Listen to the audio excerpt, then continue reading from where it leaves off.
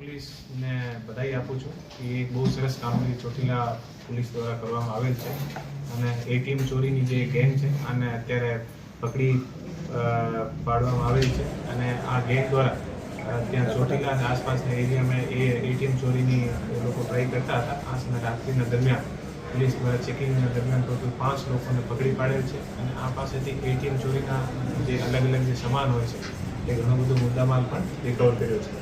એ જે આ જે એટીએમ ચોરીની જે ગુનાની જે એ લોકો તૈયારી કરતા હતા આખા એટીએમને તોડવા માટે, તો આમે ટોટલ 5 લોકો હતા. આમાંથી 2 લોકો સ્થાનીય હતા અને 3 લોકો બહારના હતા. જે 2 લોકો સ્થાનીય હતા આમાંથી એકનું નામ છે મેહુલભાઈ ધીરુભાઈ મકવાણા, એ રાજકોટના નિવાસી છે, અને બીજો જે આરોપી છે આનું નામ છે અજયભાઈ જયરામભાઈ ઉદ્રેજા, એ આપણે ચોટીલાના છે. આને અલાવા જે 3 આરોપી છે એ બિહારના છે. એકનું નામ રોકીરાજ સુરેશસિંહ કુશવા, બીજાનું નામ રવિશંકર રાજુ શાહ અને ત્રીજાનું નામ ટીરુકુમાર ચંદારામ. એ ટોટલ 3 આરોપી બિહારના છે.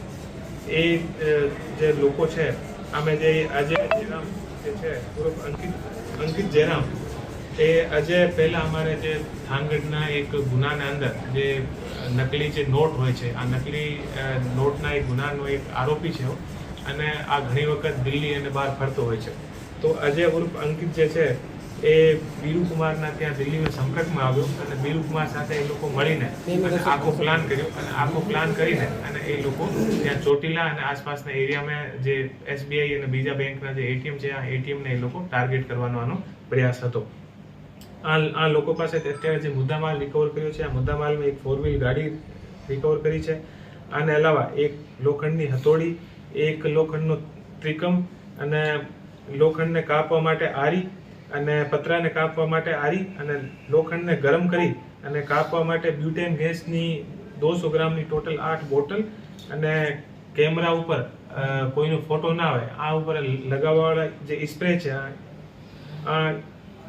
જે સ્પ્રે છે આનો એક નગ અને જે ગેસની બોટલને ઉપર જે અલગ અલગ જે વાલ્વ લગાવવાના છે નગ, આનો 1 નગ અને એ ટોટલ 6 મોબાઈલ, એવું કરીને અને ટોટલ લગભગ 2.5 લાખની આસપાસનો મુદ્દામાલ પોલીસ દ્વારા રિકવર કરવામાં આવે છે.